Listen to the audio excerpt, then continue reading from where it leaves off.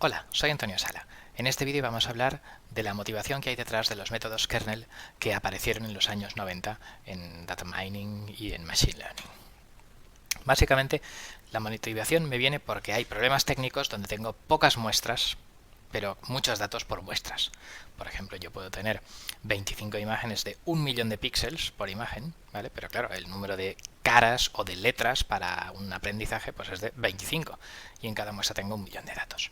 Entonces, el objetivo de este vídeo es comprender las peculiaridades de este tipo de problema y la regularización y comprender que hay un truco del kernel que no es necesario pues ajustar más parámetros que datos. O sea, en este caso pues no sería necesario ajustar más de 25 parámetros. Entonces pues vamos a ver ejemplos de este tipo de problema: generalización, regularización y el truco del kernel. Bien, ¿por qué yo puedo tener un número de parámetros Q mayor que el número de muestras? ¿Vale? Normalmente en estadística uno suele buscar, claro, pues tener un modelo de 3 parámetros que entrena con 1500 muestras. ¿Vale? Pues por ejemplo una recta de regresión de 2 o 3 parámetros o algo así. Sin embargo, pues hay problemas donde yo por ejemplo podría tener una red bioquímica celular que relaciona algunas variables, ¿vale?, con un modelo de 136 parámetros. Y yo tengo pues 60 datos de mediciones en distintos instantes de algunas proteínas o algo así. Entonces, bueno, pues claro, ¿cómo ajusto 136 parámetros con 60 datos? Claro, eso plantea problemas que luego veremos.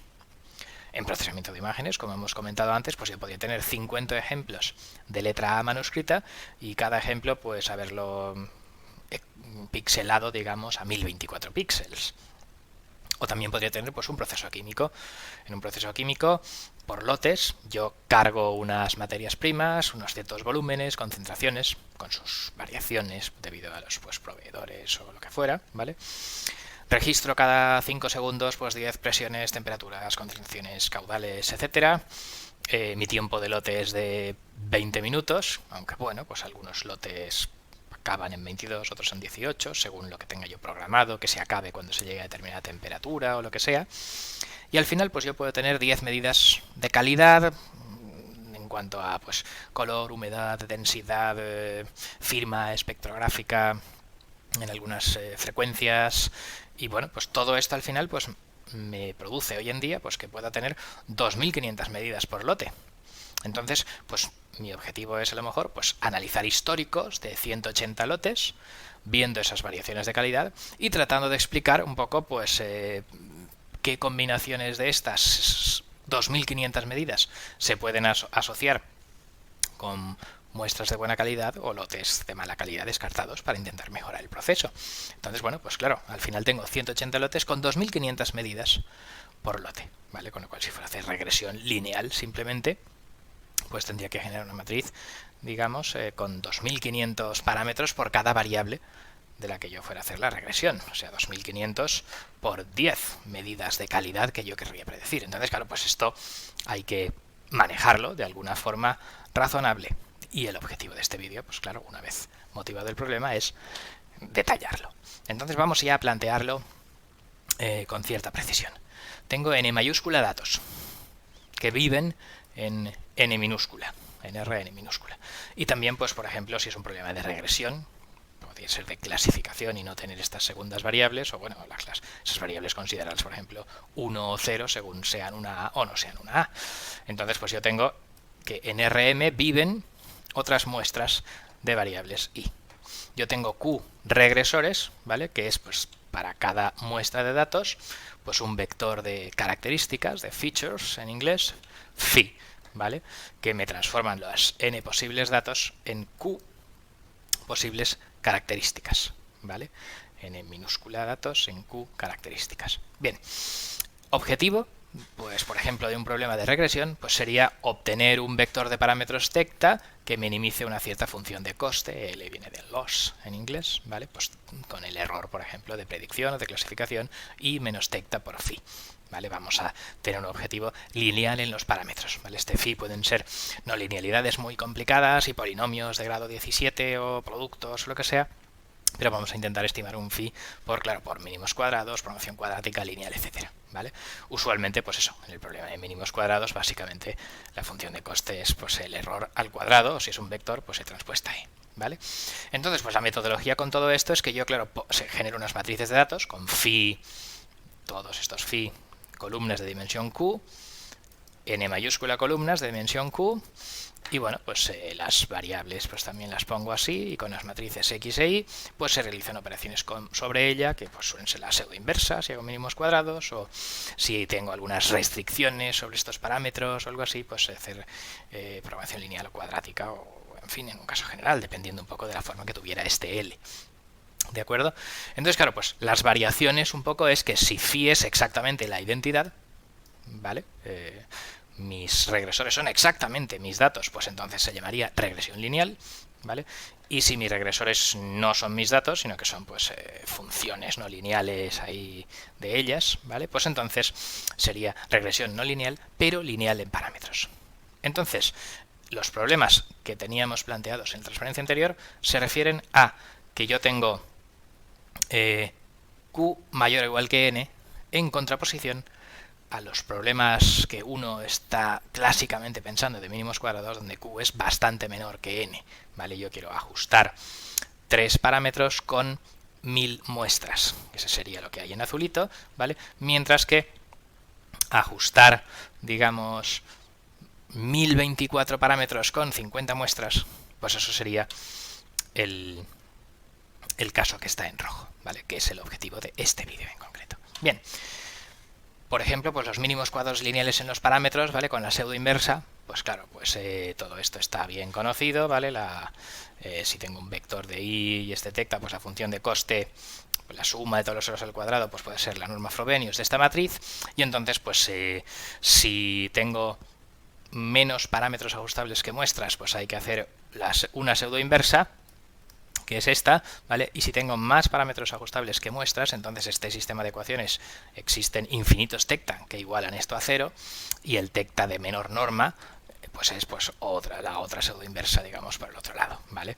Entonces, pues con las dos, claro, en el caso de que el número de parámetros es igual al número de muestras, pues esto con la inversa de x-1 por y tal, etcétera, pues un poco consigue el error 0, ¿vale? Perdón, esto es, hay que decir y x-1 para corregir la transferencia. Bien, ¿vale? Pero esto no es el detalle de aquí, ¿vale? Son los dos problemas de mínimos cuadrados, pseudo inversa izquierda, derecha, y que cuando la matriz es cuadrada es la inversa, ¿vale? Pues esto lo miráis en otros materiales. La cuestión es que, en general, por tanto, tenemos el problema que habíamos visto aquí en esta transparencia. ¿Qué ocurre con este tipo de problemas? Pues que la generalización es muy mala. Y cuando se dice muy, es muy, muy, muy en mayúsculas y subrayado y en rojo, ¿vale? O sea, básicamente, en datos con ruido, si yo estimo un modelo muy complicado con demasiados parámetros, pues entonces eso suele seguir al ruido. ¿Qué es lo que quiere decir? Pues que si yo hago una recta de regresión para predecir una salida a partir de dos variables, eso tiene 3 parámetros. Claro, si lo identifico con 100 muestras, pues puede estar razonable, pero si identifico esos 3 parámetros con solamente 10 muestras, pues a poco ruido que haya, pues los problemas que ocurren es que si tengo una muestra diferente de datos, si repito el experimento para ajustar el modelo otra vez, pues entonces obtengo unos valores de parámetros muy diferentes, ¿vale? Luego, claro, si realmente calculo con fórmulas estadísticas los intervalos de confianza de los parámetros, pues claro, son muy anchos, ¿vale? Claro, eso es la formalización del primero de los problemas, ¿vale? Que no tengo una buena precisión en mis parámetros estimados, el error en los parámetros es muy grande, ¿vale? Y en efecto, esto ya llega a su colmo, digamos, si tengo más parámetros ajustables que ecuaciones, ¿vale? Entonces, ¿qué muestras a qué ajustar, digamos? Pues entonces hay infinitos parámetros que ajustan perfectamente los datos, ¿vale? Entonces, pues claro, en estos casos, pues puedo tener un ajuste muy bueno, el conjunto de entrenamiento, ¿vale? Esta pseudo inversa me da el error igual a 0, o sea, esto es exactamente 0, y sin embargo un ajuste penoso en datos de validación separados, ¿vale? Porque he seguido al ruido. He obtenido el polinomio de orden 35 que me ajusta esos puntitos azules, y ese polinomio de orden 35 pues es una cosa así de rara, cuando lo que yo estaba pensando es aprender el seno de x, ¿vale? Bueno, pues esta es un poco la idea en esta generalización pésima. Con lo cual, ¿cuál es la solución a todo esto? Pues lo que se denomina regularización, un balance sensato entre complejidad del modelo y ajuste a datos. Entonces, en vez de intentar minimizar solo esto de aquí, la función de coste, y ya está, añado un término C por una cierta norma detecta, ¿vale? Algo que sea pequeño cuando haya muchos elementos detecta igual a 0.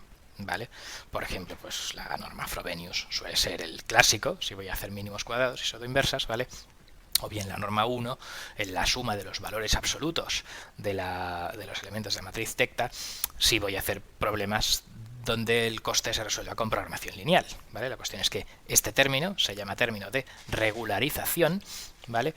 Y hace que, bueno, pues que yo prefiera no minimizar del todo este coste sobre los datos de entrenamiento, ¿vale? A cambio de tener un modelo con muchos parámetros, con valores lo más cercanos a 0 posibles, simplicidad del modelo. Entonces, ¿cómo escojo en una aplicación concreta el valor de C que más me convenga? Bueno, pues normalmente si tengo unos datos de entrenamiento y unos datos de validación, ¿vale? Pues hay que escoger el valor de C que, resolviendo J con los datos de entrenamiento, minimice el error ante los datos de validación. Entonces tendremos ese compromiso de calidad entre generalización y ajuste del modelo de entrenamiento, ¿vale? Y esto es obligatorio, obviamente, en este tipo de problemas donde yo puedo tener un polinomio o una regresión con 1024 coeficientes que multiplican a cada píxel para estimar, digamos, si una imagen es una letra A o no, ¿vale? Si no hago eso, aprenderé exactamente las 50 muestras de las letras A, pero luego, pues cuando me den una otra letra que difiera en un píxel de las muestras, me dirá que no es una letra A, ¿vale? Entonces, pues esto es muy importante en la regularización. Con esto finalizará hasta el momento, digamos, la presentación del problema. Luego hay otro par de pasos de espacios nulos y truco del kernel, ¿vale? Que veremos en otro vídeo, y ahora simplemente, pues un poco hemos observado estas dos cuestiones de aquí, ¿vale? Hay algunos problemas donde se debe ajustar modelos con pocos datos, pocas muestras y mucha información por cada muestra, ¿vale? Y entonces pues es necesaria la regularización para que la generalización no sea pésima, ¿vale? Entonces el detalle técnico del truco del kernel, etcétera, en estos problemas con Q mayor que N se verá en un vídeo separado. Muchas gracias por vuestra atención.